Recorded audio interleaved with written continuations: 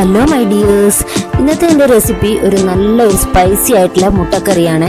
ചപ്പാത്തിയുടെ കൂടെയും പൊറോട്ടയുടെ കൂടെയും അപ്പത്തിൻ്റെ കൂടെയും ഒക്കെ കഴിക്കാൻ പറ്റുന്ന നല്ലൊരു മുട്ടക്കറിയുടെ റെസിപ്പിയുമായിട്ടാണ് ഇന്ന് ഞാൻ വന്നിരിക്കുന്നത്. അപ്പോൾ പിന്നെ എൻ്റെ ചാനൽ ആദ്യമായിട്ട് കാണുന്നവരുണ്ടെങ്കിൽ ഒന്ന് ലൈക്ക് ചെയ്യാനും ഷെയർ ചെയ്യാനും സബ്സ്ക്രൈബ് ചെയ്യാനും ഒട്ടും മറക്കരുതേ.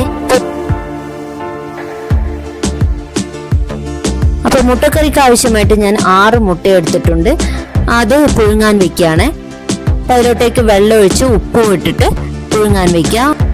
ഉപ്പിടുവാണെങ്കിൽ അതിൻ്റെ തോട് വേഗം ഇളകി കിട്ടും.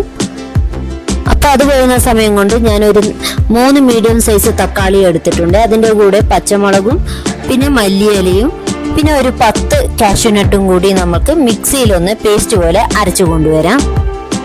അപ്പം അത് പുഴുങ്ങുന്ന സമയം കൊണ്ട് ഇതൊക്കെ റെഡിയാക്കുവാണെങ്കിൽ നമുക്ക് വേഗം കറി വേഗവും എളുപ്പത്തിലും തയ്യാറാക്കാം.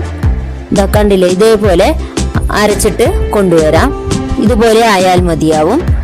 അതിനുശേഷം ഒരു ചീനച്ചട്ടിയിലോട്ടേക്ക് നമ്മൾക്ക് എണ്ണ ഒഴിച്ചു കൊടുക്കാം. ഓയിൽ ഏതുമാകും. എണ്ണ ചൂടായതിനു ശേഷം ഹോൾ സ്പൈസസ് ആഡ് ചെയ്യാം. പിന്നെ ഏലക്കായും പെരിഞ്ജീരകം എല്ലാം ഇട്ട് കൊടുക്കണേ, എന്നാൽ മാത്രമേ ടേസ്റ്റ് ഉണ്ടാവുള്ളൂ കറിക്ക്.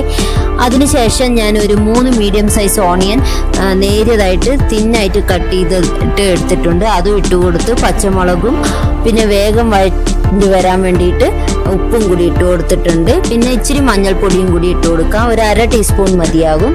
അപ്പോൾ ഇത് നല്ലപോലെ ഇളക്കി കൊടുക്കുക. ഈ കറിയുടെ പ്രത്യേകത എന്താ വെച്ചാൽ ഉള്ളി നല്ലപോലെ വഴറ്റി നല്ല മൂത്ത് വരണം. അപ്പൊ നല്ല ബ്രൗൺ കളർ ആകുന്നത് വരെ വഴറ്റണം. അതിനുശേഷം കുറച്ച് കരിവേപ്പിലയും കൂടി ഇട്ട് കൊടുക്കാം. എന്നിട്ട് നല്ലപോലെ വഴറ്റി കൊടുക്കുക. പിന്നെ ഇഞ്ചി വെളുത്തുള്ളി പേസ്റ്റും കൂടി ഇട്ട് കൊടുക്കാം. ഇഞ്ചി വെളുത്തുള്ളി പേസ്റ്റിയുടെ ഒക്കെ പച്ചമണമൊക്കെ മാറി കിട്ടണമല്ലോ. അപ്പോൾ അതിന് വേണ്ടിയിട്ട് നല്ലപോലെ ഒന്ന് വഴറ്റി കൊടുക്കാം. അതിനുശേഷം നമുക്ക് പൊടികൾ ചേർത്ത് കൊടുക്കുക. മുളക് പൊടി, മല്ലിപ്പൊടി, ഗരം മസാല പൊടിയാണ് ഞാൻ ചേർത്തിരിക്കുന്നത്. എന്നിട്ട് ഈ പൊടികളെല്ലാം ഈ എണ്ണയിൽ നല്ല പോലെ വഴറ്റുക. അപ്പോൾ കറിക്ക് നല്ല കളറും കൂടി ഉണ്ടാവും, നല്ല ടേസ്റ്റും കൂടിയാണ്. അപ്പോൾ പൊടികളെല്ലാം നല്ല പോലെ വഴറ്റിയിട്ട് ഈ കളറായി കണ്ടില്ലേ. ഇനി നമ്മൾ അരച്ചു വെച്ചിട്ടുള്ള ഈ പേസ്റ്റ് നമുക്ക് ഇതിലോട്ടേക്ക് ഒഴിച്ചു കൊടുക്കാം. എന്നിട്ട് അതും നല്ല പോലെ വഴറ്റുക. പച്ചമണം മാറുന്നത് വരെ നല്ല പോലെ വഴറ്റണം. ഇപ്പൊ കണ്ടില്ലേ, നല്ലൊരു ഗ്രേവി ആയിട്ട് കിട്ടിയിട്ട് കാണുന്നില്ലേ. ശരിക്കും പറഞ്ഞാൽ നല്ലൊരു ടേസ്റ്റാണ് ഈ കറി. ഈ ഗ്രേവി കാണുമ്പോൾ തന്നെ മനസ്സിലാവുന്നില്ലേ. അപ്പൊ അത് നല്ല പോലെ ഒന്ന് വഴറ്റി കൊടുക്കുക. ഇനി കുറച്ചുകൂടെ ലൂസായിട്ട് കറി വേണമെങ്കിൽ മിക്സിയുടെ ജാറൊക്കെ കഴുകിയിട്ട് ഒന്ന് ഒഴിച്ചു കൊടുക്കാം.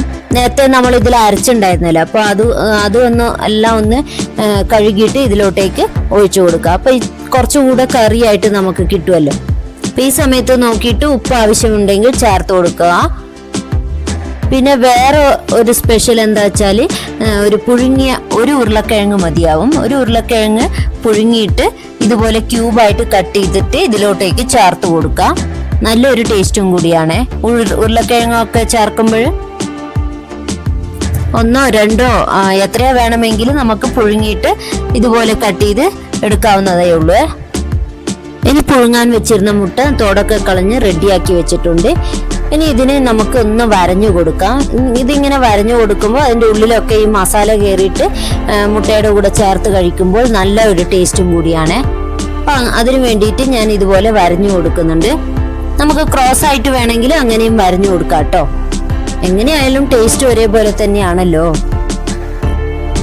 അപ്പം എല്ലാം ഞാൻ വരഞ്ഞ് റെഡിയാക്കിയിട്ടുണ്ട്. ഇനി ഇത് ഈ മസാലയിലോട്ടേക്ക് നമുക്ക് ഇട്ട് കൊടുക്കാം. ഇതുപോലെ ആകണം ഗ്രേവി. ഗ്രേവി തനിയെ പിന്നെ എണ്ണ മേലോട്ടേക്ക് എണ്ണയും ഇങ്ങനെ വേർതിരിഞ്ഞ് വന്നിരിക്കണം. എണ്ണയും മസാലയും കൂടി സെപ്പറേറ്റ് ആയിട്ട് വന്നിരിക്കണം. അപ്പോൾ കറിക്ക് നല്ല ടേസ്റ്റ് ആണ്. ഇതുപോലെ ഗ്രേവി റെഡിയാക്കുവാണെങ്കിൽ നല്ല ടേസ്റ്റ് ആണ് കറികൾക്ക്.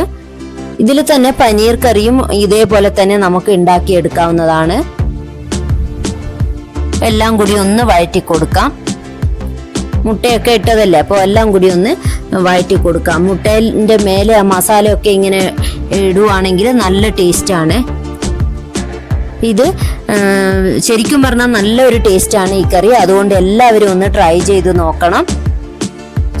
ഇത് ചപ്പാത്തിക്കും പൊറോട്ടക്കും അപ്പത്തിനും പിന്നെ ചോറിനും കൂടി കഴിക്കാം കേട്ടോ. നല്ല ടേസ്റ്റാണ്. കണ്ടില്ലേ, മസാലയൊക്കെ നല്ല ഒരു കറിയായി കിട്ടിയിട്ടുണ്ട്. നല്ലൊരു മുട്ടക്കറി. അപ്പോൾ എല്ലാവരും ഈ കറി ഒന്ന് ട്രൈ ചെയ്ത് നോക്കുക.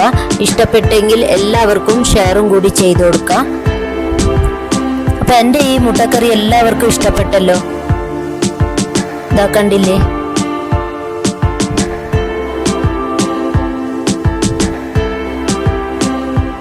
ഇനി നമുക്ക് ചപ്പാത്തി റെഡിയാക്കാനായിട്ട് നമുക്ക് ഗോതമ്പ് പൊടി, അതിൻ്റെ കൂടെ ഞാൻ കുറച്ച് കോൺഫ്ലോറും കൂടി എടുത്തിട്ടുണ്ട്. ഇനി 2 ടീസ്പൂണ് കട്ട തൈര് അല്ലെങ്കിൽ യോഗേട്ട്, പിന്നെ ഉപ്പ്, എണ്ണ, പിന്നെ കുറച്ച് വെള്ളവും കൂടി ഒഴിച്ചിട്ട് ചപ്പാത്തിക്ക് കുഴയ്ക്കുന്ന പോലെ നമുക്ക് കുഴച്ചെടുക്കാം. എല്ലാം കൂടി നല്ലപോലെ മിക്സ് ചെയ്തിട്ട് കുഴച്ചെടുക്കാം.